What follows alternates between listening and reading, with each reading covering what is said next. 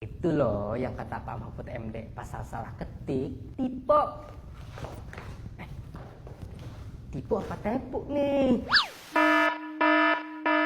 Hidup di Indonesia serba aneh. Ibu kota banjir sebulan sekali, mau berenang takut hamil, ada virus corona malah bayar influencer, jadi kerjaan susah, giliran dapat kerja malah dikerjain sama pemerintah. Loh, ini nih yang kalian tunggu-tunggu, Omnibus Law. Omnibus Law. Kena law. Gua terangin dikit dulu ya. Omnibus Law adalah sebutan pemerintah buat proyek bikin undang-undang. Ada 3 undang-undang nih yang masuk proyek Omnibus Law, yaitu Undang-Undang Perpajakan, Cipta Lapangan Kerja, sama Pemberdayaan UMKM.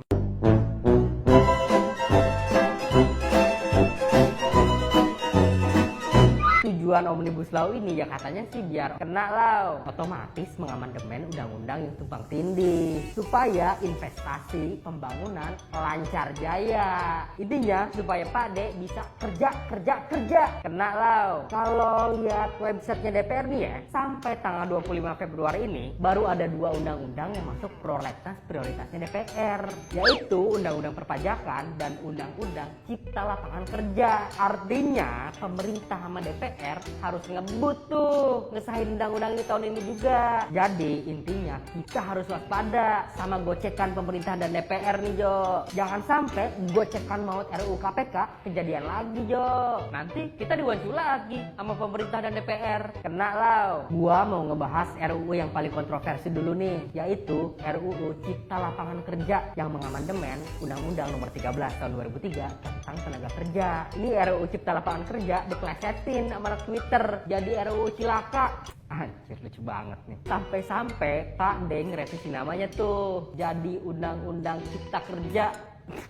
Sesuai namanya, RUU ini berpotensi bikin cilaka para pekerja Jo. Pertama, buruh khawatir upah minimum dihapus. Ini disangka ini sama Bang Said Iqbal. Soalnya dalam RUU cilaka ini diberlakuin yang namanya upah per jam. Aduh, gimana ya? Ini tuh kayak ngilangin kepastian lu bawa pulang duit berapa. Ya karena upah minimum yang selama ini jadi batas bawah udah nggak wajib dipakai lagi. Meski ini udah dibantah nih. Kata Ibu Menteri Tenaga Kerja, upah minimum provinsi tetap ada. Oke, ada ya. Tapi lu jelasin dong, profesi apa aja yang bisa dibayar pakai sistem per jam. Jangan dipukul rata. Ntar semua perusahaan si anak udel. Lagian nih ya, seumpama pakai sistem upah minimum provinsi, itu tetap ngerugiin pekerja Jo. Jadi gini nih, selain UMP, ada juga yang namanya UMK, upah minimum kabupaten atau kota. Masalahnya UMP ini angkanya relatif lebih kecil ketimbang UMK. Contoh nih, UMP Jawa Barat 1,8 juta, tapi UMK Karawang dan Bekasi sampai 4,5 juta. Kalau ngikutin RUU cilaka nih, berarti buruh di Bekasi dan Karawang harus ngikutin UMP Jabar dari 4,5 turun Jo jadi 1,8. Ya boncos dong kita. Kena law. Yang kedua, duit pesangon dipangkas Jo. Di undang-undang yang lama, pekerja bisa dapat pesangon maksimal 32 kali. Di RUU cilaka ini maksimal 9 kali. Itu pun buat karyawan yang udah kerja 8 tahun atau lebih. Ya boncos dong kita. Kena law.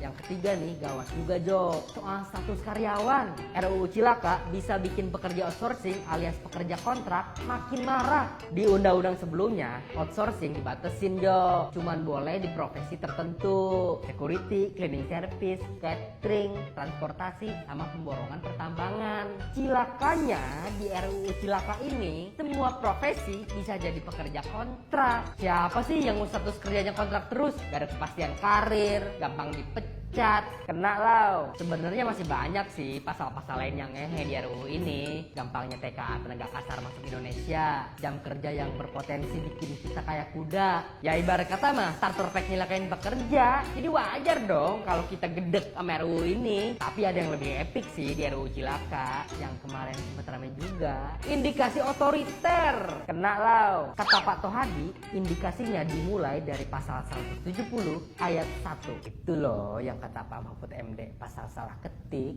tipe. Tipe apa tepuk nih?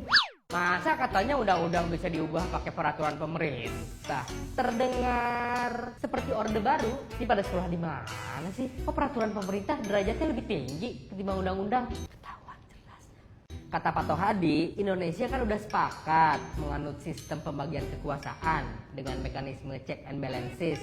Ngubah undang-undang itu ranahnya DPR dengan persetujuan presiden, bukan wewenang penuh presiden. Kalau kata Pak Yas, biar DPR aja yang benerin salah ketik itu ntar. Bukan salah ketik ini mah, salah kita. Masih percaya malu pada. Benerin peraturan yang tumpang tindih emang bagus. Tarik investasi juga nggak salah. Ya tapi jangan sunat hak-hak pekerja dong. Atur dah tuh gimana caranya biar investor senang, pekerja kenyang. Kan pekerja sama pengusaha juga saling membutuhkan. Pembahasannya juga jangan tertutup lagi lah. Libatin kita dong. Kan ntar yang kena dampak kami ini Pak. Ya intinya sih kita harus waspada aja. Lagian nih Pak Jokowi udah mempersilahkan buat kita ngekritik RUU Cilaka ini. Untungnya kata Mbak Puan, pembahasan RUU ini nggak buru-buru. Jadi masih ada waktu nih buat kita buat ngulik RUU ini. Jangan sampai kita ribut-ribut soal pasal di atas. Ada pasal kontroversi yang nggak menguap justru lolos. Satu lagi nih buat para ketua BEM, anteng-anteng aja nih, gak kayak dulu RUU KPK sama RUU KUHP. Kalian kan udah terlanjur jadi selebgram, kayak gua dong ngejadiin isu ini konten. Dah, gua mau berenang dulu, kali aja masih ada sisaan banjir, ya kan? Dah.